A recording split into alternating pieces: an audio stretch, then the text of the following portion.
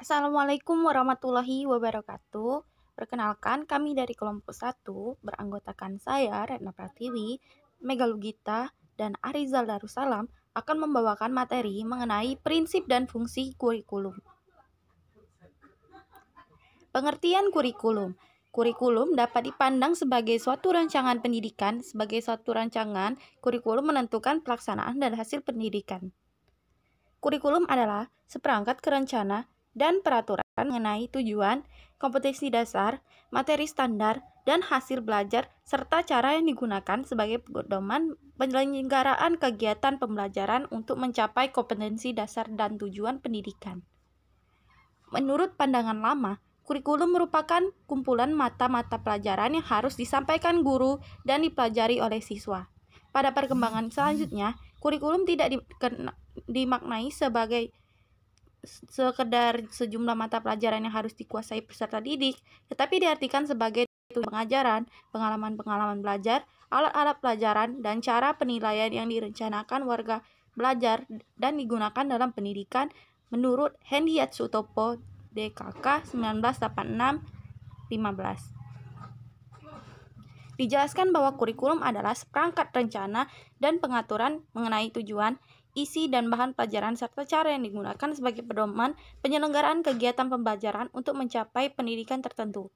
Komponen-komponen kurikulum yang terdiri dari tujuan, isi, dan struktur program organisasi dan proses belajar mengajar dan diakhiri dengan evaluasi dalam sebuah sistem harus bersifat harmonis dan tidak saling bertentangan. Kurikulum menurut Undang-Undang Nomor 20 Tahun 2003 tentang Sistem Pendidikan. Dari posisinya dalam pendidikan, kurikulum dapat disimpulkan menempati 3 posisi, yaitu kurikulum adalah konstruk. Kedua, kurikulum berposisi sebagai jawaban untuk menyelesaikan berbagai masalah sosial yang berkenaan dengan pendidikan. Dan yang terakhir, kurikulum untuk membangun kehidupan masa depan di mana kehidupan masa lalu, masa sekarang, dan berbagai rencana pengembangan dan pembangunan bangsa dijadikan dasar untuk pengembangan kehidupan masa depan. Selanjutnya, nomor kurikulum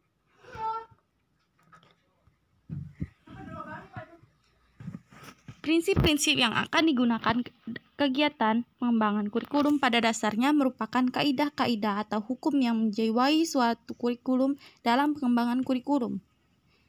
Dapat menggunakan prinsip yang telah berkembang dalam kehidupan sehari-hari atau justru menciptakan sendiri prinsip-prinsip baru. Oleh karena itu, dalam implementasi kurikulum di suatu lembaga pendidikan sangat mungkin terjadi penggunaan prinsip-prinsip yang berbeda dengan kurikulum yang digunakan di lembaga pendidikan lainnya, sehingga akan ditemukan banyak prinsip-prinsip yang digunakan dalam suatu pengembangan kurikulum.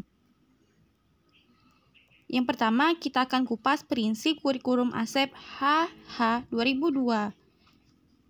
Asep Hari Hernawan, DKK 2002, merupakan 5 prinsip dalam pengembangan kurikulum. Yang pertama, prinsip relevansi. Secara internal, bahwa kurikulum memiliki relevansi di antara komponen-komponen kurikulum, tujuan, bahan, strategi, organisasi, dan evaluasi. Sedangkan secara eksternal, bahwa komponen-komponen tersebut memiliki relevansi dengan tuntutan ilmu pengetahuan dan teknologi, relevansi epistemologis, tuntutan dan potensi peserta didik, relevansi psikologis, secara tuntutan dan kebutuhan perkembangan masyarakat, relevansi sosiologis. Yang kedua ada prinsip fleksibilitas. Dalam pengembangan kurikulum, mengusahakan agar yang dihasilkan memiliki sifat luas, lentur, dan fleksibel dalam pelaksanaannya, memungkinkan terjadinya penyesuaian berdasarkan situasi dan kondisi tempat dan waktu yang selalu berkembang, serta kemampuan dan latar belakang peserta didik. Yang ketiga ada prinsip kontinuitas, yakni adanya kesinambungan dalam kurikulum, baik secara vertikal maupun secara horizontal. Pengalaman-pengalaman belajar yang disediakan kurikulum harus memperhatikan kesinambungan, baik yang di dalam tingkat kelas, antar jenjang pendidikan, maupun antara jenjang pendidikan dengan jenis pekerjaan. Yang keempat, ada prinsip efisiensi, yakni mengusahakan agar dalam pengembangan kurikulum dapat mendayagunakan waktu, biaya, dan sumber-sumber lain yang ada secara optimal, cermat, dan tepat sehingga hasilnya memadai. Dan yang kelima, menurutnya prinsip efektivitas yakni mengusahakan agar kegiatan pengembangan kurikulum mencapai tujuan tanpa kegiatan yang mubazir, baik secara kualitas maupun kuantitas. Selanjutnya ada prinsip menurut Nana SS. Nana Shaudi Sukmadinata 1997 mengetengahkan prinsip-prinsip pengembangan kurikulum yang dibagi dalam dua kelompok. Yang pertama, prinsip-prinsip umum, yakni relevansi, fleksibilitas, kontinuitas praktis, dan efektivitas. Sedangkan prinsip-prinsip khusus, prinsip berkenaan dengan tujuan pendidikan, prinsip berkenaan dengan pemilihan isi pendidikan, prinsip berkenaan dengan pemilihan proses belajar mengajar, prinsip berkenaan dengan pemilihan media dan alat pelajaran, dan prinsip berkenaan dengan pemilihan kegiatan penilaian. Selanjutnya kita masuk ke materi selanjutnya, yaitu fungsi kurikulum. Sebagai perangkat penting penyelenggaraan pendidikan, kurikulum memiliki fungsi sebagai berikut. Merupakan suatu alat atau jembatan untuk mencapai tujuan.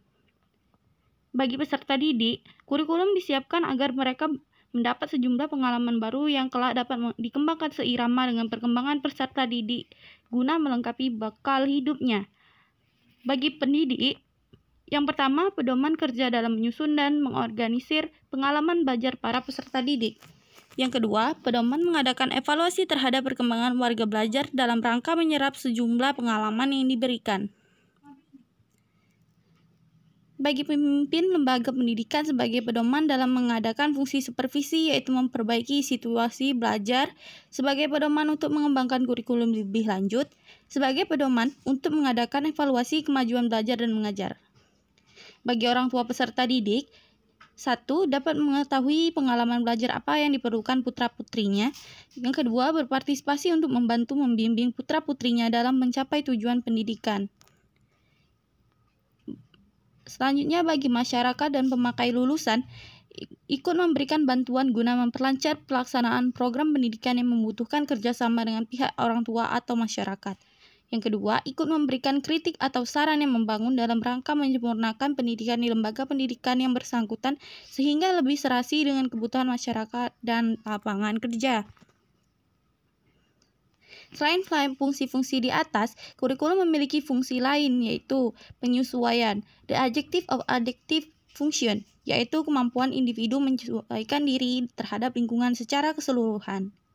Pengintegrasian, the integrative function, yaitu pendidik pribadi yang terintegrasi dengan masyarakat. Selanjutnya ada diferensiasi, the differentiating function, yaitu memberikan pelayanan terhadap perbedaan-perbedaan perorangan dalam masyarakat. Selanjutnya ada persiapan, the pre-productive function, yaitu mempersiapkan peserta didik untuk dapat melanjutkan pendidikannya ke jenjang yang lebih tinggi. Selanjutnya ada pemilihan, the selective function, yaitu memberikan kesempatan pada seseorang untuk memilih apa yang diinginkan dan diminatinya. Dan yang terakhir, diagnosis, the diagnosis function, yaitu membantu peserta belajar memahami dan menerima dirinya sehingga dapat mengembangkan seluruh potensi yang dimilikinya. Terima kasih, itulah yang dapat kami sampaikan, kurang lebih dan mohon maaf. Jika ada yang mau ditanyakan, silakan tulis di kolom komentar atau media yang telah disiapkan. Wabillahi taufiq wal hidayah. Wassalamualaikum warahmatullahi wabarakatuh.